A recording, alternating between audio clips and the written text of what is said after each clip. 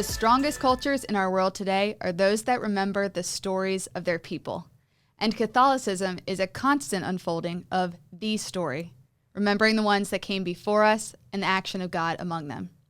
And part of this story, people, is in your own backyard. So buckle up, because we're going on a Dallas road trip, and we've got rivers, highways, churches, and restaurants on this tour. The Diocese of Dallas is rich in its own history, and it is our hope that by exploring our little corner of North Texas together, that you can better find your place in the story. How are you going to impact the next chapter? If you are a Dallas resident with any commuting experience, then you have encountered the joys of Metroplex traffic.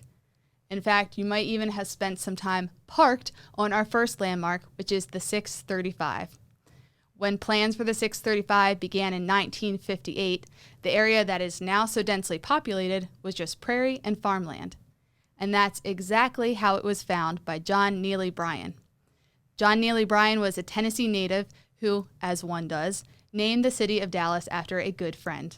And before Bryan's claim, the land was occupied by a native people named the Caddo Indians. Approximately 50 years later, in 1890, the Diocese of Dallas was founded, and at its founding, it covered the entire northern half of the state of Texas, from Texarkana in the east all the way to El Paso in the west.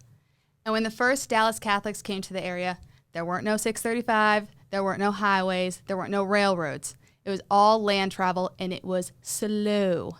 But it was necessary for the first Dallas Catholics to celebrate the sacraments.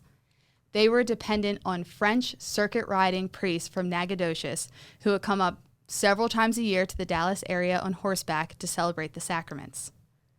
Today, the Diocese of Dallas remembers these French priests on our coat of arms. Yes, we have one. On the coat of arms, there are 3 fleurs de lis, which is an insignia of an iris that is also on the French coat of arms. One of the French priests was named Father Naraz, and the Archives Office has a letter written by one of his brother priests. Naraz is too tired to write, and therefore this letter expresses the sentiments of both of us. He has just returned from his trip to Dallas only 3 days ago after a trip of 6 weeks.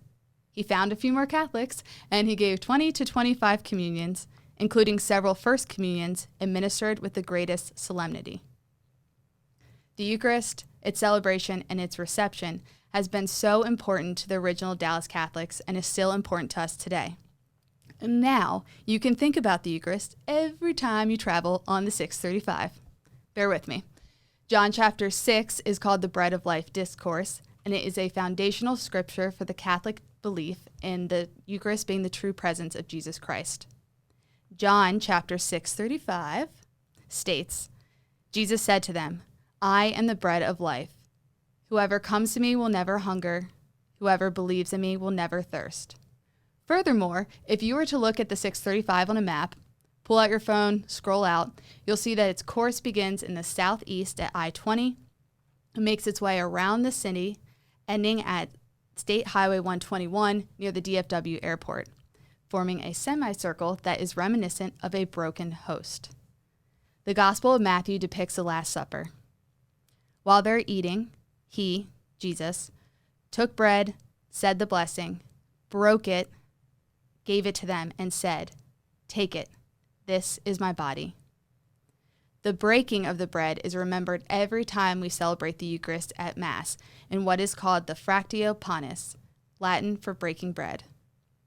Today, we have ease of access to the sacrament of the Eucharist, unlike those who came before us in the diocese.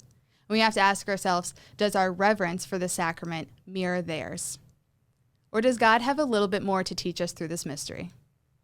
And with that, I hope your experience driving on the 635, traffic and all, is completely transformed. Thank you for joining us on our Dallas road trip.